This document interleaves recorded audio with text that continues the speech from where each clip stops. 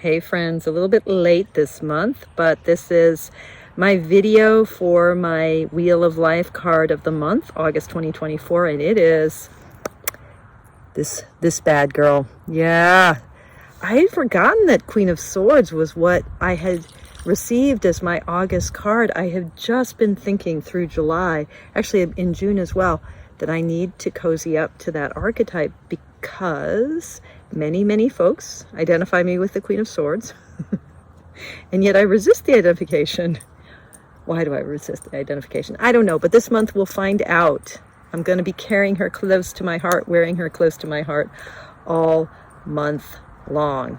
Okay, let's dive in.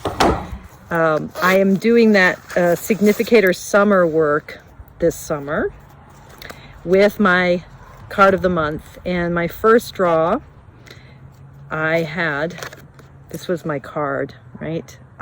The Ostara Tarot, beautiful. Krista Gibbard's illustrations for the Ostara Tarot sword suit. I'm not always the hugest fan of her illustrations, but one thing I love about what she does with the suit of swords is that she brings in different kinds of swords, and this apparently is what's called a callus sword, K-A-L-I-S.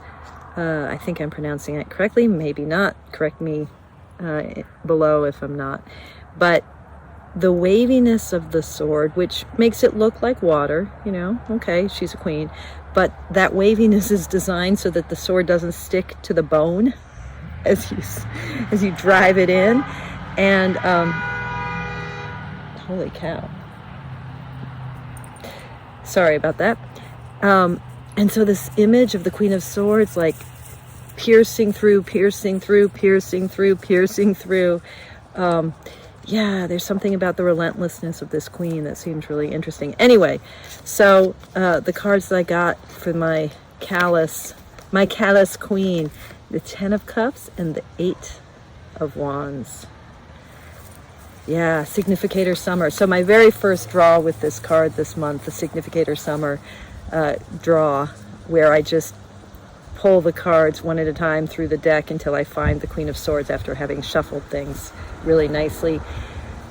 Drawing attention to the way in which something is moving from my heart into the future, the sort of propulsion and momentum of that 8 of Wands and the ferocity of this bird of prey. That moving forward from the heart space, and then the 10 of Cups, where I'm just completely immersed in the water, this sort of spectacular, tentacular 10 of Cups, right? In Molly Applejohn's, no, it's not Molly Applejohn. The cups are Eden Cook. Eden Cook's art for the cups. Yeah, just what does it mean to be completely touched by the world, to be in total relationship, to be completely in the water and embraced and blind. They're blindfolded anyway. Yeah, so that's where I'm starting off, and let's just dive in to the 3 types of reading I do for my Wheel of Life monthly pull. So I've got my Queen of Swords, my card last month in July. So this is what I consider the rim month, where I pick think about the 2 cards next to each other that are just like the last month and this month. Like, what is that movement? What is moving around my wheel? What is in play as this moment unfolds? And last month it was the 6 of Pentacles, right? So let me see if I can get that card here. And the other thing to know, we'll go there in a second. Where's my 6 of Pentacles? Here we go. Fabulous. This is Molly Applejohn's artwork. So my July card and my August card, right? The 6 of Pentacles. I was thinking about that flow, that 10 of Cups flow that we just saw. Molly Applejohn's Pentacle suit in this deck is really watery too, so we have another underwater scene here. But this free-flowing movement that I was thinking about all last month, the movement of generosity, the movement of trusting into the abundance of the universe. That's where I was, and now I'm in the Queen of Swords. Now this Queen of Swords seems really, really contemplative, right? She's almost like manifesting something. There's a kind of sacred geometry that's either settling into her hand, or I think it rising from her hand, and all of those bangles, those circular bangles, she's just encircled, right? She's in a certain kind of sacred space, which is even inscribed on her hands themselves. So there's something very, very powerful about her, right? And peaceful, which I don't think of the Queen of Swords as being. But her apartness, that does make sense to me. And a certain kind of steadiness and a discipline. So how the free-flowing abundant moves into this place of steady, disciplined, relentless activity, right? And then that's what I call my rim month reading. And then my spoke month, if I think about the way that the card of the month reaches across the wheel. So how does August reach across the wheel to February, right? Okay, can you picture the 12, right? The 12 months of the year. I'll drop an image of my wheel here so you can see what I'm talking about. So my February card was the Four of Swords, another sword. So, I feel like the deck the 78 has been like pointing me lately to, I need to up my meditative game. I need to be spending more time, drive this upside down. I need to be spending more time on the cushion. I need to be spending more time sitting, like Zazen, Zen meditation. I need to be doing it. And I think that these two cards together are making that really clear. Like, I've got to settle into something. I've got to allow myself to be just in that really concentrated space where I am encircled by my life. Quieting, calming. And so that's spoke month, hub month. So here we go. My Emperor, who's also got stuff written on him.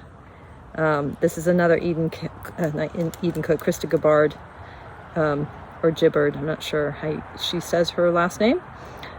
This is her again, the Emperor, right? She likes to have inscriptions on the body.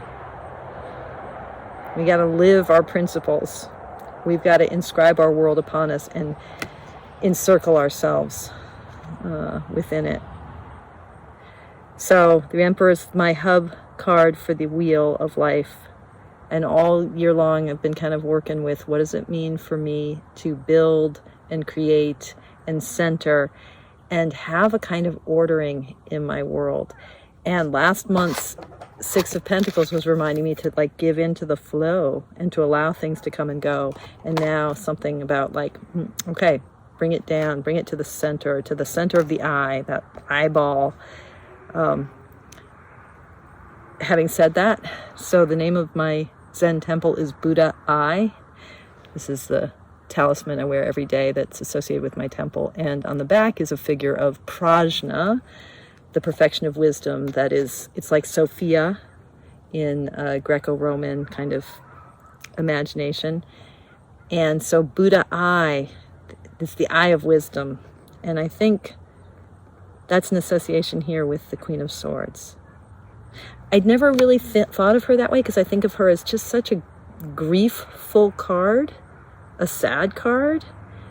I think of like what happens with, when you're water and air, like she's all about relationality, but then the swordsiness of her is like, let's cut to the chase. There's something about that that's really poignant, literally like piercing. But maybe that's also a quality of wisdom. Queen of Swords. And I don't know if you can see this on your screen, but there's this like light that is coming through the trees just perfectly. So on my iPad, it just looks like this piercing beam of light. The Queen of Swords. And I'm lining it up now with her sword. There you go. All right, folks. I don't know what did that make sense? There you go.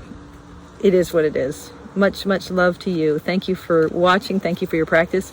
Consider subscribing to my channel, although I'm not monetizing it. So trying to stay out of the economy of eyeballs, talk about eyeballs. I don't really want to make money from your attention, but I do want people to know what I'm up to, and I do want people to join the Mindful Tarot community. We have every month a free Zoom, a live interactive thing. There's PowerPoint. I teach. We sling cards. It's a fabulous community. I've been doing it for like 3.5 years. So, and I want to read for you, and I want to know you. So, like and subscribe, I guess. That's a good thing because that puts my material out there for more people. Okay. Much love to you all. Take good care.